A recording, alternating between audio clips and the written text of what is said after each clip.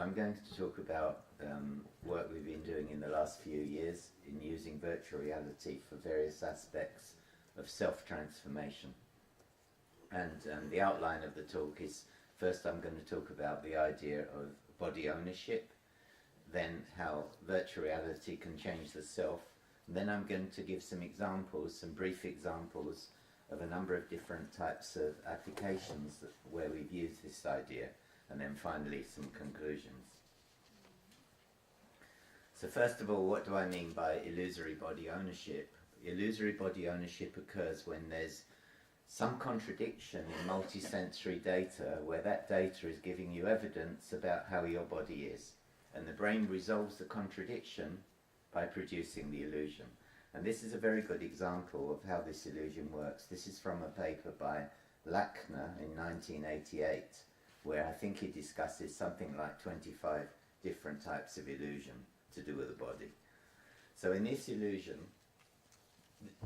this is the subject, and he has his eyes closed, and the experimenter, the one in front is only needed for his nose, otherwise he doesn't play any part in the experiment. And the experimenter's tapping the nose of the subject, and synchronously she's tapping the nose of the one in front. So think about this from the point of view of the subject. The subject's eyes are closed, his finger's out here, and on the tip of his finger he feels a nose that he's tapping. And synchronously he's feeling his own nose being tapped.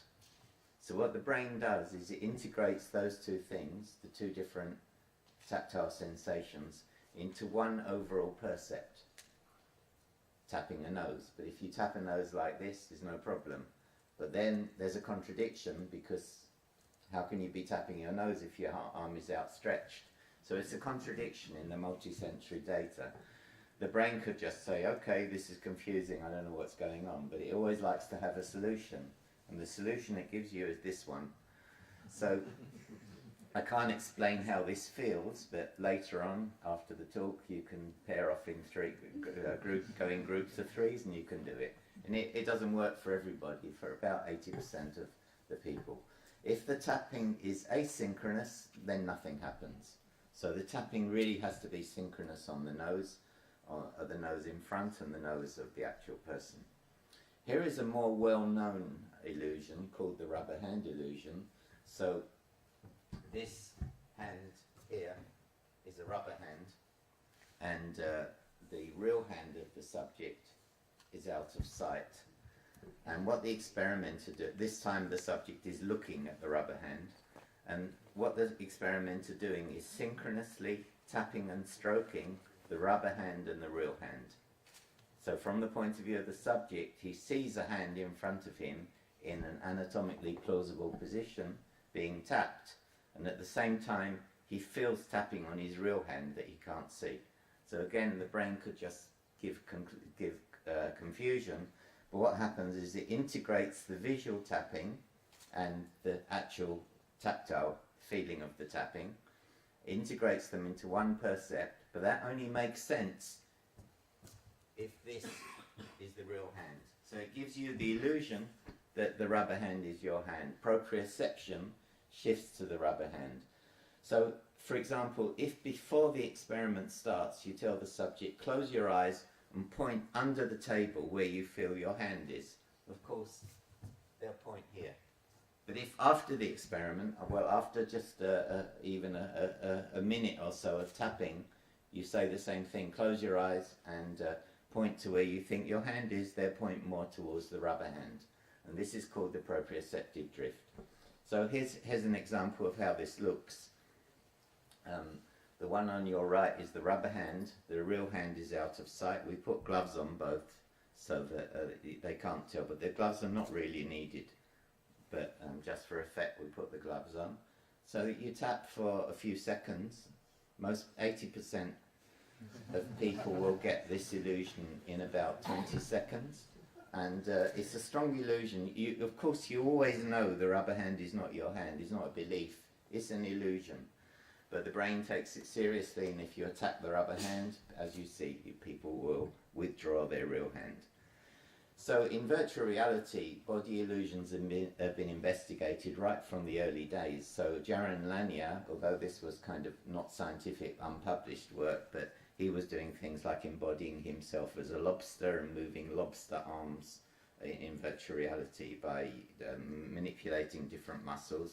In fact, the first experiment I ever did in virtual reality, which was 1992, I think, I put on the head-mounted display. I looked down and I had no body, and this was a very big shock.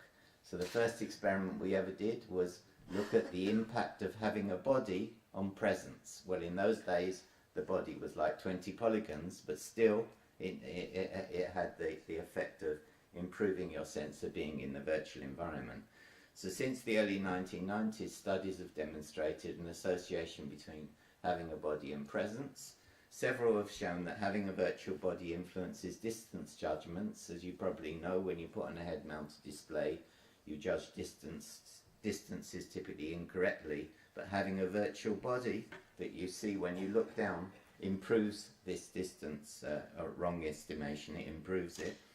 And Bailinson and Yi introduced what they call the Proteus effect, which is how the type of body you have influences your attitudes and behaviors. And their idea of how this works is through reflection of how your body is perceived by your imagination of how your body will be evaluated by others. It's very much a social psychological perspective.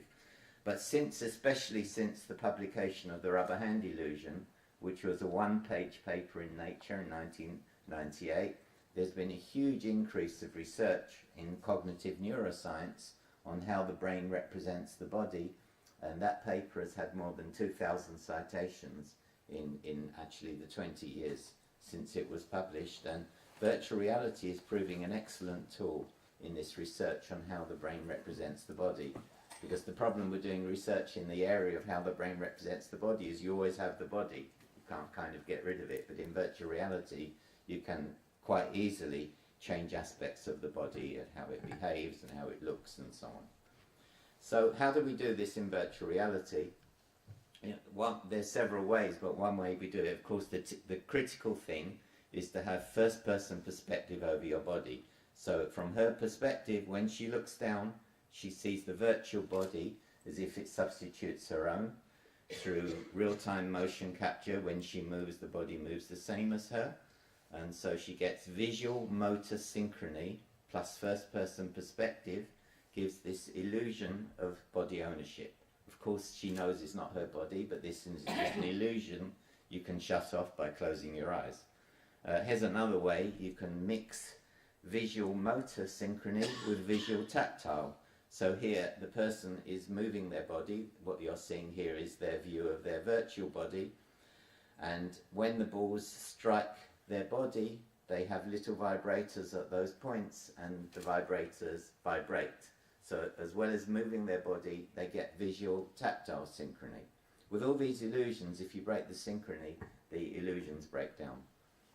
If you have no events and you just see your body from first-person perspective, but you don't move, this is already enough to give an illusion of body ownership.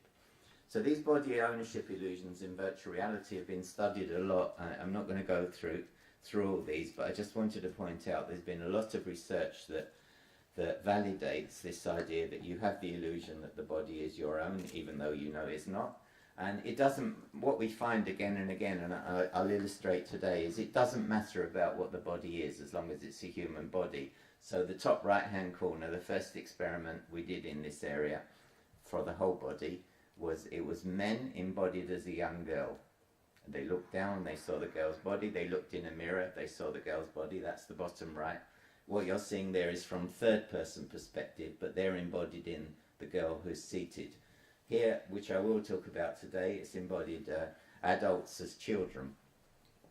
You can embody in different races. You can embody thin men as fat men. It doesn't matter. The shape of the body doesn't seem to matter. What seems to matter is the multi-sensory integration that gives you this illusion of body ownership.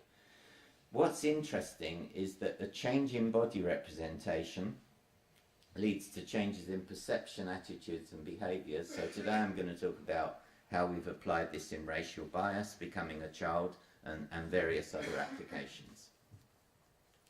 So here's the first application, which is diminishing racial bias, using this idea to diminish racial bias. So we know that racial categorization is apparently a deep-seated example of in-group, out-group categorization.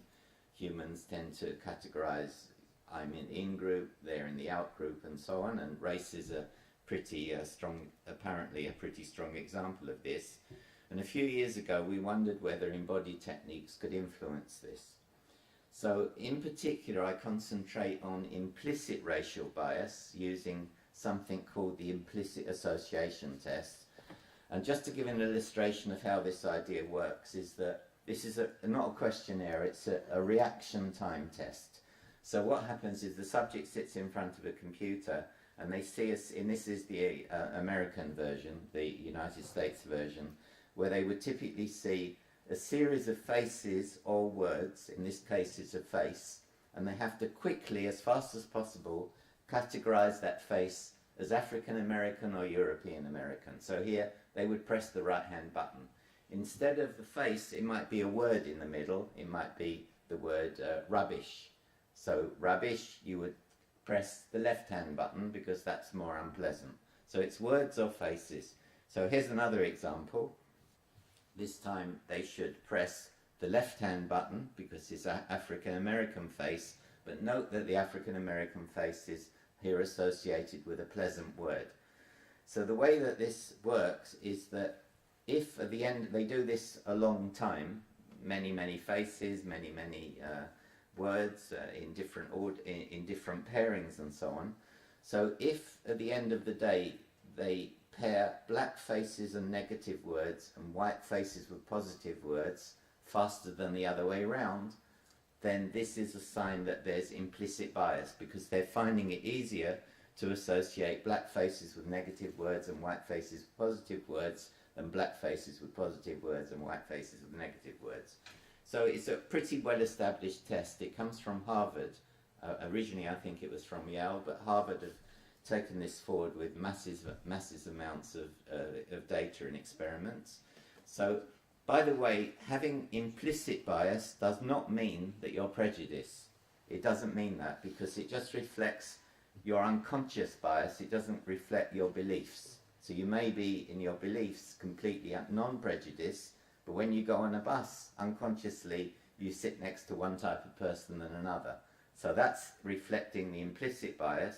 It doesn't reflect your beliefs. Implicit biases are much harder to overcome than explicit biases. So if you're interested in this, if you just type implicit association test Harvard, you'll find loads of these. You can do them yourselves. There's about race, age, gender, and so on. Many different types of implicit association tests. So we use this because it's not a questionnaire. And evidence also suggests that your score on the implicit association test is reflected in behaviour in everyday life.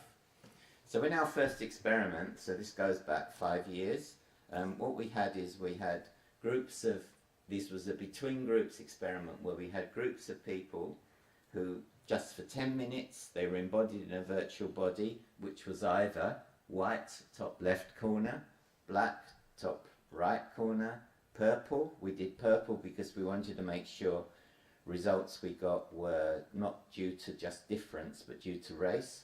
And in the bottom, doesn't really make sense, but the bottom right corner is you're not embodied at all, but you only see your virtual body in a mirror and it doesn't move like you. And this was using, in those days we were using an NVIS head-mounted display and an OptiTrack body tracking. So all they did is they spent 10 minutes just simply moving and looking in a mirror, nothing happened, and at the end some characters walked past you, half of them white, half of them black, but really it was a completely socially neutral situation. Nothing happens. You just stand there and you move. So what we found is, what we did is that a few days before the exposure we measured their IAT, the implicit association test, and then immediately after they'd had the exposure we measured it again, and our measure here is post IAT, the one after the experiment, compared with the one they did a few days before the experiment. Up here means their IAT score increased, which means it's increased bias, and here means it decreased. So as you can see, only those embodied in the black virtual body had a decrease in implicit bias. And note actually, because you'll see this again, that those embodied in the white body had an increase in bias. We don't know why that happens. This, as I said, the implicit association test is not a questionnaire, it's just these associations that you make. Those in the purple body, nothing happened, and those in no body, again, nothing happened. There was no change. I should also say that I'm not showing it here, but in the subjective questionnaire that assessed body ownership, there's no difference between being in a white body, a black body, or a purple body. They're all high. You get a strong illusion of body ownership, irrespective of the body. Those with no body, of course, they didn't have a high illusion of body ownership. So then we thought, okay, so two things. One, here they only had one exposure. It was 10 minutes, but it was just one exposure. And second, we measured it immediately after the exposure. So what happens if you measure it 1 week after the exposure? Does this decrease in racial bias hold? So there was two questions in our second experiment, which we did more recently. It was published last year. Does the effect hold for 1 week? And is there an effect of multiple exposures? So here 2 years ago. So here we had 3 groups of people. One group only had 1 exposure. The second group had 2 exposures. And the third group, 3 exposures. Each exposure was separated by 3 days. And all of them had their implicit association test 1 week before their first exposure and 1 week after the last exposure. So here we're testing the number of exposures, does it have an effect, and can the decrease in racial bias, if there is one, can it last at least 1 week after the last exposure? So here's a video of how it looks. So we used, we used Tai Chi as the excuse for bringing them back several times. So they were told to follow a Tai Chi teacher, and this was also the excuse to get them to move, because they were asked to copy the movements of a Tai Chi teacher. So again, it's full body tracking.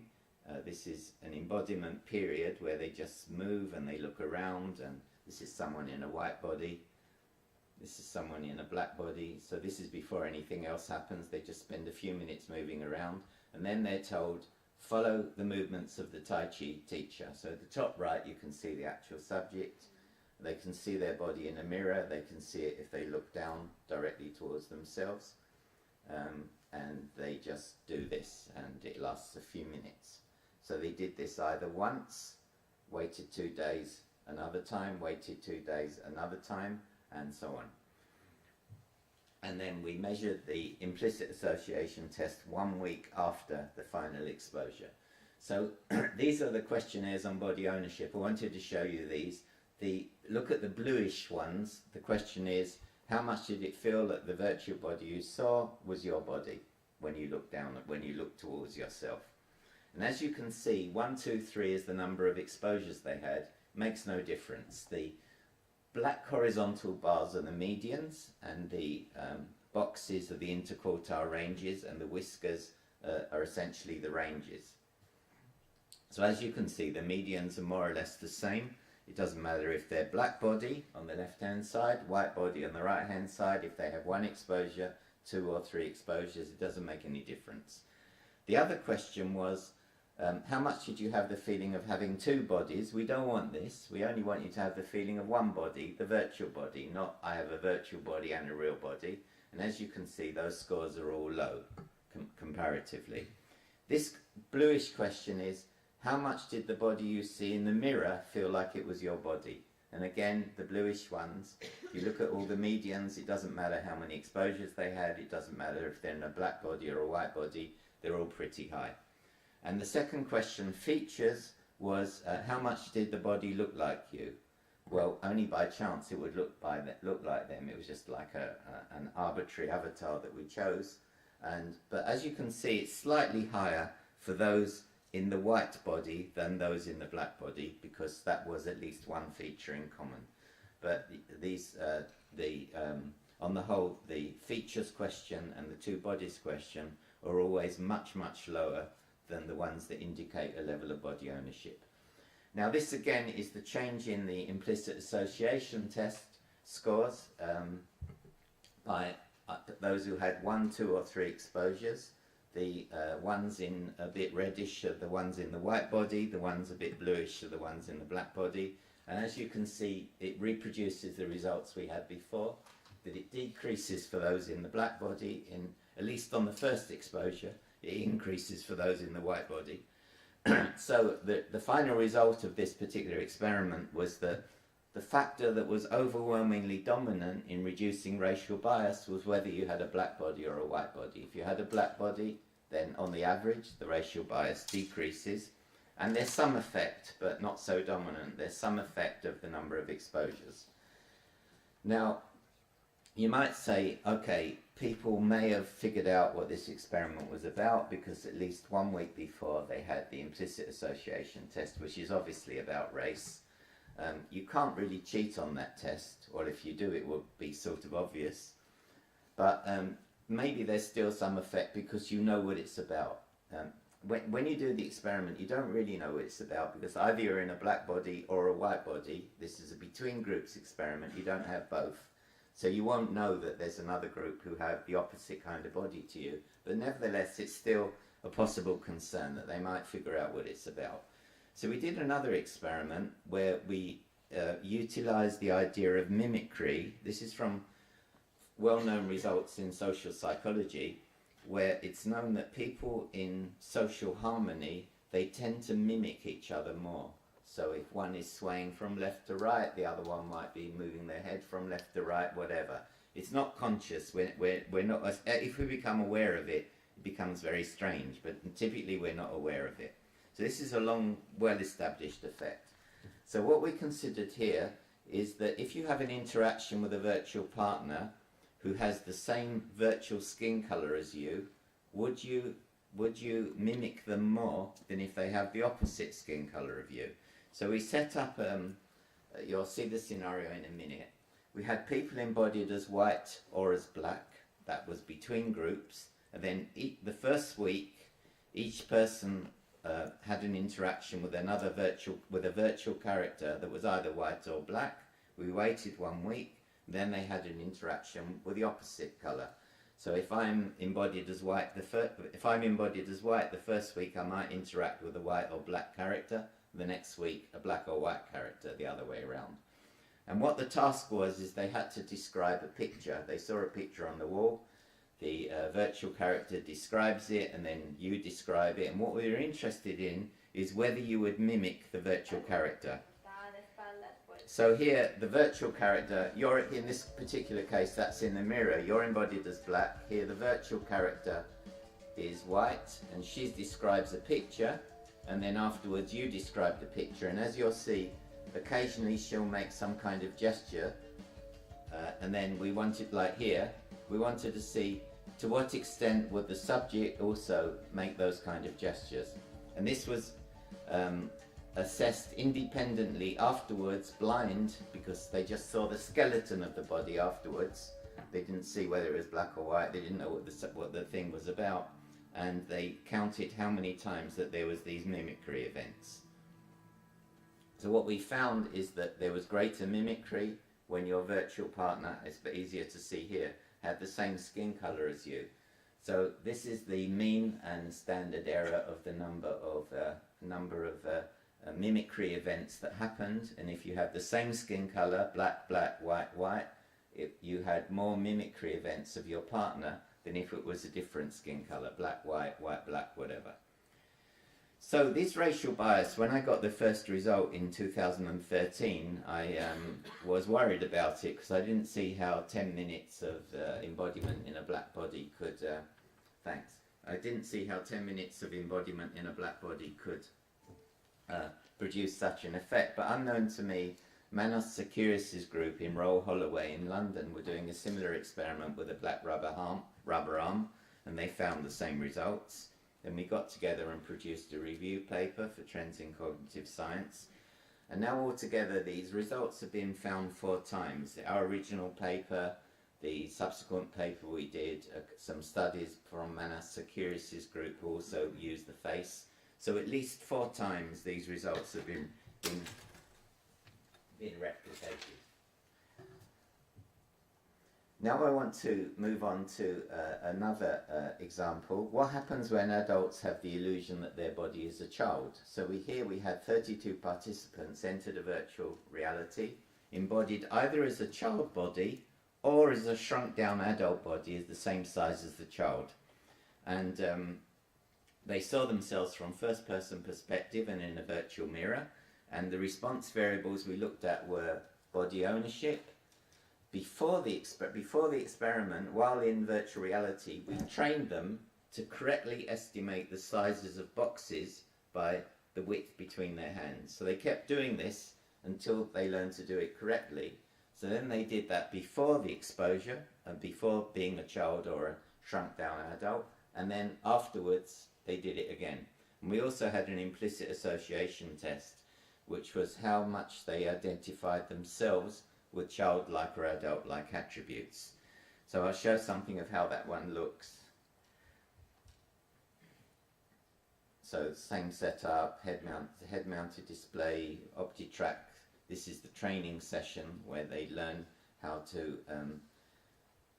correctly identify the sizes of objects by just the distances between their hands. This is just a period where they just get used to being in the environment, and then the actual exposure starts after that. So here the top one is they're embodied as very much a childlike body. The bottom one is they're embodied in an adult-like body, but it's the same size as the child. And again, they just do this for a few minutes. They just move around and nothing happens.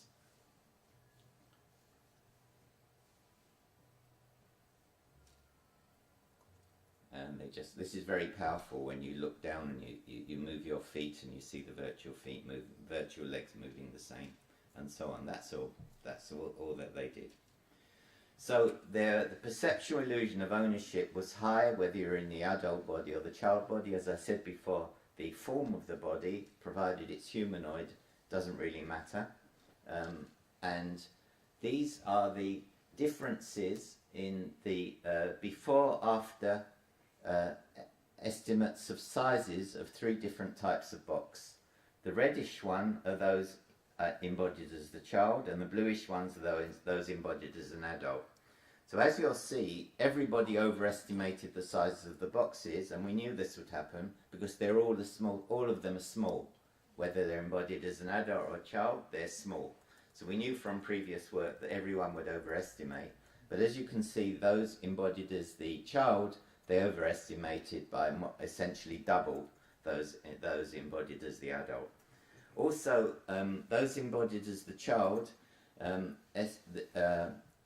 the IAT test, they associated themselves as more with childlike attributes than those embodied as the adult. That's the upper on the bottom side. The reddish one is those embodied as the child, the IAT test, and the bluish one is those embodied as the adult. So this was with visual motor synchrony. When you extinguish the visual motor synchrony so the body doesn't move like you, all these effects vanish. So you estimate the same as the adult or the child, or the adult, and also there's no difference in the IAT. So just a few minutes of this multisensory stimulation, it's compatible with the hypothesis, my body is the brain's hypothesis. My body is now this one. It leads to changes in size perception over and above just being small.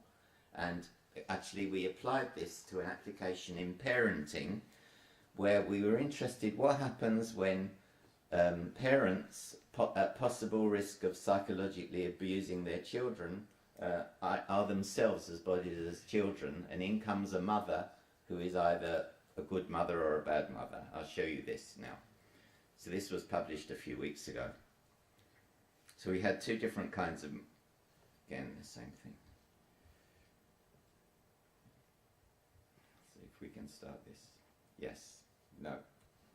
Try again.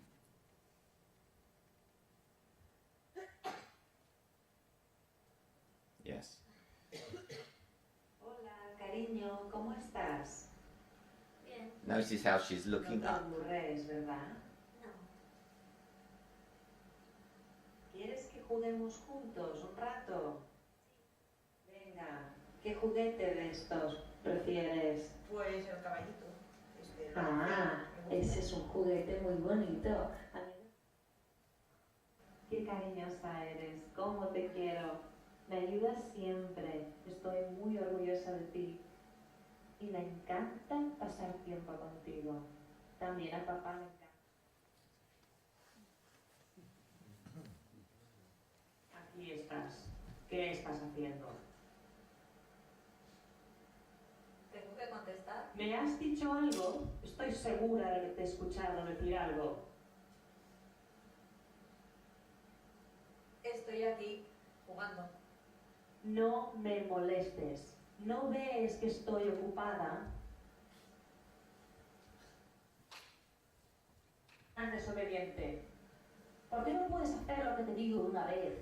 ¿Acaso es mucho pedir que me dejes en paz de vez en cuando? Déjame en paz. Etc. So Realmente eres una niña estúpida. what happens is that they do this twice. 1 week they have the good mother, the next week the bad mother in counterbalanced order. And the measure we used was a measure of empathy, and we found that yes, the empathy improves towards their children, but more interesting than that is what they tell us, what happened in between the two sessions. So they would often say that I realized when I was embodied as the child, I'm looking up at this virtual mother, and it's kind of scary. I'm a little creature, and there's this big mother comes in. Well, it doesn't matter if she's good to you or bad to you. But during the week, she said that they would say things like, when I spoke to my own real children, I would get down at that level to make sure I'm at the same level as them, so that it kind of it decreases any possible worry the children would have, and it kind of increases the mother's own empathy. The last, not quite the last thing, but almost the last thing I want to talk about is something a bit rather strange. It's to do with self-counselling. This is the first application we did with this. So almost everyone in the room, probably right now, we're all talking to ourselves on the inside, and this is a problem-solving mechanism. But when we talk to ourselves on the inside, we only see our problems from one point of view, which is our own point of view.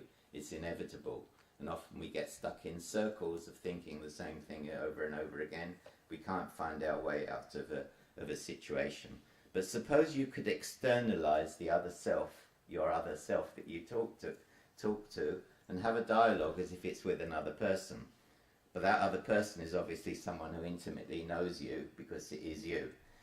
So how does this work? So we can embody you as anybody. First person perspective plus real-time motion capture. You can embody you as anybody. And in particular, you can embody you as Sigmund Freud. So we exploited this idea. Sigmund Freud wouldn't have been my choice, but why we did that, you'll see in a moment. So here, the person is embodied in a replica of himself. We scan the person beforehand, so he's embodied in a replica of himself, sees it in the mirror. He explains a problem to Sigmund Freud. And then in the next phase, he is Sigmund Freud, and he hears and sees himself explain the problem. And now, as Sigmund Freud, he can give an answer. And then you can keep switching back between yourself and Sigmund Freud, or whoever it is you wanted to talk to, having an entire conversation with yourself over several sessions. So here's how the very first thing, this is like 3 years old now, the very first thing we did, looked, first we scanned the person. Well, this technology, we've improved a lot in the past few years. And then they're embodied, they see themselves in the mirror, and they're told to explain their problem to Sigmund Freud, who's on the other side. We set it up so that everyone's very clear that it is Sigmund Freud. So explain the problem. And then in the next phase, you are Sigmund Freud. wind this forward a bit. So now you are in the body of Sigmund Freud and you hear and see yourself explain the problem. So you can just probably see it towards the right hand side. If he looks in the mirror, he's in the Sigmund Freud body.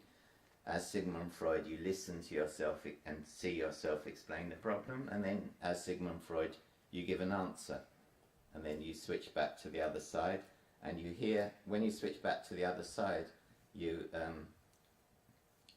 hear Sigmund Freud, and it's your voice but disguised so that you don't recognize that it's your voice. So now he's back on the other side hearing Freud's commentary, and then he can answer again, switch back to the Freud body, and so on. You can have this dialogue. We had several different conditions of this experiment. I won't go into them. So this is just the scanning process. This is me talking to Fritz Perls, who's the founder of Gestalt therapy. And here's an example that Can you describe us what you see? this is Vice TV came and did a movie about this. Some blinds, there's huge windows on both walls, a light directly in front of me. Freud is looking at me. Sometimes when I'm at work or I'm maybe a little bit stressed or distracted, I can find myself accidentally like picking and scratching my hands, and I often don't even realize until I've already somehow, like, I don't know, almost like drawn blood on my thumb or my hands, and I don't understand why I'm doing it. And I often don't even realize until I've already somehow, like... So she sees that from the Freud point of view. Freud gives an answer, and I'll just skip right to the end where she comments on it. Can you summarise what you found out? Summarise what you found out. I think just the idea of distracting myself. I think it's a way of distracting myself, but it's also a way of coming back to myself. And I didn't realise, And this is often what happens, is people come to an understanding which somehow they knew before, but they didn't have access to it, and through externalizing themselves as someone else, they somehow are able to get access to essentially this repressed information. So from the first study we found, it's interesting, the body ownership was high, whether you were embodied as yourself or as Sigmund Freud. As I said before, the embodiment, the body ownership depends on multisensory integration, not on the appearance of the body. Everybody, and all the different conditions we had, they all improved their mood and happiness because simply they spoke about their problem. But those with body ownership in the Freud body always had better improvement as compared with the other conditions. So the results suggest that being embodied as Freud results in improved self-counselling compared with dialogue with one of the other conditions. You could speak to another copy of yourself. And another condition was you were embodied as Freud, but you had visual motor asynchrony, so you didn't have the feeling of body ownership. Why Freud? Well, we asked people beforehand, who is someone we asked a sample of people from the same population, who is someone with whom you'd like to discuss a personal problem? And we asked them to say whoever you wanted, and number 2 was Angelina Jolie, and number 1 was Freud, so that's why we chose Freud. So we did, Nelson Mandela was number 3. So we've done a recent study with more profound personal problems. The first time we didn't want to do anything too serious because we didn't know what was going to happen. And Daniel Freeman, who's a clinical psychologist at Oxford, is using the same idea to help patients with paranoia. So actually we were visited by Joshua Rothman from the New Yorker, who embedded himself in our lab for a few days, and he did this, and it's very interesting what he said. He said, talking to Freud, soon I fell into a rhythm. Freud and I talked for about 20 minutes. He was insightful. Remember, it's himself. He was insightful. He said things I'd never said to myself in ordinary life. When I took off the headset, I was moved. I wanted to tell myself, good talk. From his perspective, I'd seen different, sadder, more ordinary and comprehensible. I told myself to remember that version of me. So virtual reality is usually thought as a method to transform where you are and what you're doing, but the evidence suggests it's also a powerful method to change aspects of who you are. And we're taking this forward in various health and other applications. So, for example, with the Department of Justice in Catalonia, work led by Dr. Mavi Sanchez-Vives, offenders in domestic violence, if they get sentenced for less than 2 years, they can go to prison or they can do a course. Of course, they do the course. And what we do is we embody them as a woman and they experience the kind of abuse that they themselves give. So in this example here, they're embodied as a woman. These are the men who are offenders. They're embodied as a woman. And in comes a man who, I'll just play a little bit of this. Hey, what are you doing? Well, let's move forward a bit. I support you. Sorry, this is rather bad language. Okay, me. By fucking me over with your fucking sides, with your little sides. Yeah? Screwing me over with your shitty face. Fucking me over. Every time I walk out that fucking door, you run to that phone. It's very horrible to You're not experience defending this. the fact. Shut up. It's completely Sitting on your different ass to for watching it here hours on a talking. screen. Well, that's going to stop. That's going to stop right now. Do you see that, phone? Do you fucking see it? Yeah? Well, there goes the fucking phone. So I want you to show the very end where he comes very close and he's always taller than the real men. So they end up always looking up. And this is part that really what bothers them, that it's very interesting that the men say, I thought my behaviour was normal, I thought she expects it, it's no problem. This is shit. I realise it's really bad behaviour. And so we did one experiment, well several actually, but one that's published, where abusive men tend to have a deficit in recognising fear in the faces of women compared to a control group who are not abusive men. And then after this exposure, that deficit is reduced. And also we have data over several years now that shows that this method seems to reduce recidivism. It's embedded in the course that the offenders have to do as a result of being convicted by the judge. So virtual reality is very useful for simulation of real-world situations. We know that for education and training and so on. It's got superb value in being able to create situations that are impossible in everyday reality, and this is my interest. I'm not so interested in kind of simulating reality, but doing things that are not possible. You can become a child, a different race, different gender. It's just limited by imagination. And if you're feeling lonely and outnumbered, you can even do this. Time after time, I've done my sentence, but committed So my group did this without telling me. And then they showed me afterwards. I've made a few. I'll just go a little bit more. I've had my share of sand kicked in my face, but I've come through. And I need to go on. So this research is almost all funded by European Union, and there's been many people involved in various different aspects of the research, and that concludes my talk. Thank you.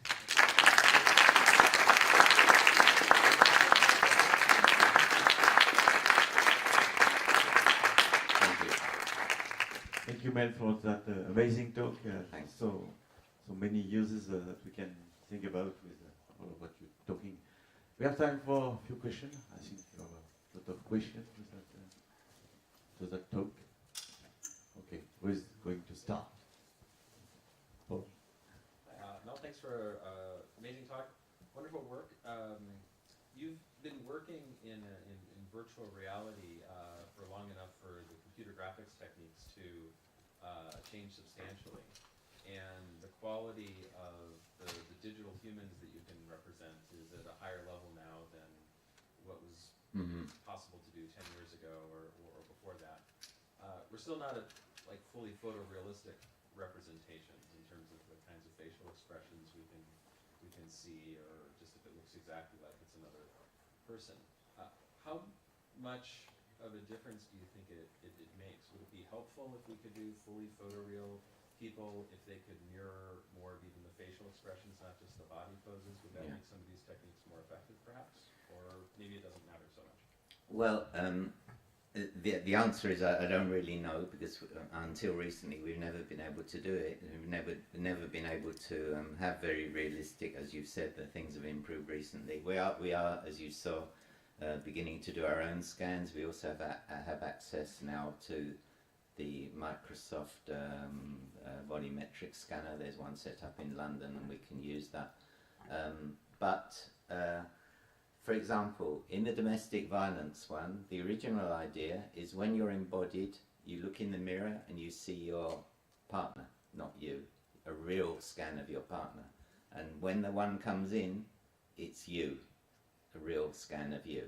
And this was our original idea, and in the end we were too scared to do that.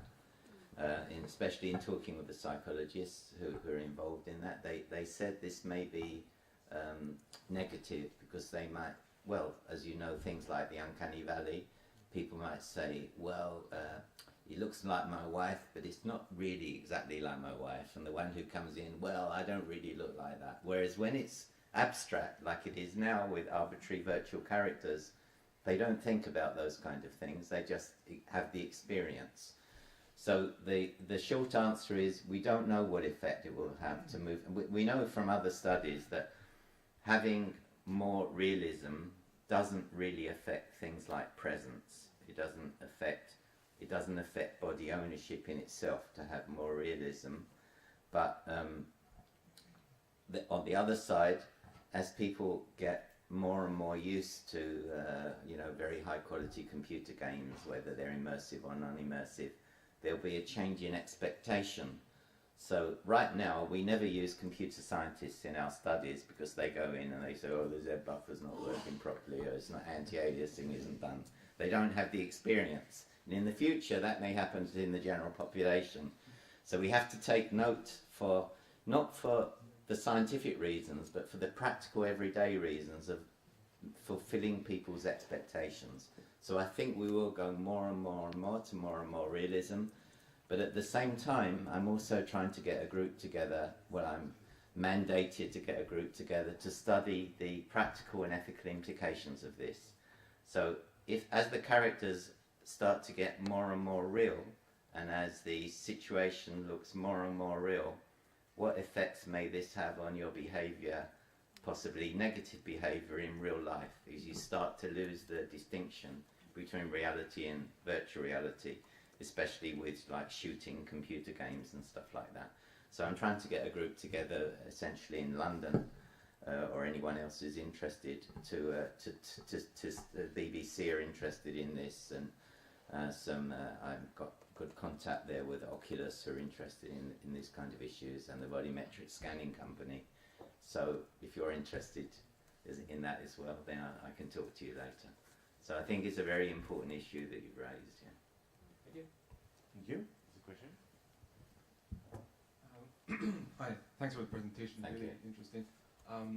A lot of people are preoccupied with environment, and they're trying to have people develop empathy with animals, and even with a forest, a mountain. Has there been any studies done, like, to feel embodied into something else that has not a human shape? Yes, well, so as I mentioned before, the very first thing, although it wasn't published, that Jaron Lanier did was embodying all kinds of strange creatures. And I think Jeremy Badenson, I don't think it's ever been published, but I know he did a study where he was trying to increase people's empathy towards cows, and he embodied people as a cow. It's really funny to see the video, because people are down on all fours and they see themselves embodied as a cow. We have one neuroscientist was interested in embodiment as an ape, as a gorilla, And so we did that. We didn't do a study with it, but we implemented it and tried it. But it's pretty humanoid, you know, it has hands and so on. So I haven't seen anything that like dogs and stuff like that, but I think it probably exists, yeah. So in the rubber hand literature, there's lots of studies that show the hand has to look like a hand. But you can have 3 fingers or 6 fingers or whatever, but it has to look like a hand. But if it looks like a block of wood, it doesn't work. So I don't know if you have like completely non-humanoid types of bodies. I don't know the answer. Yeah. So my next question is about this. You were in your answer talking about very realistic avatars and the ethical questions that is raised.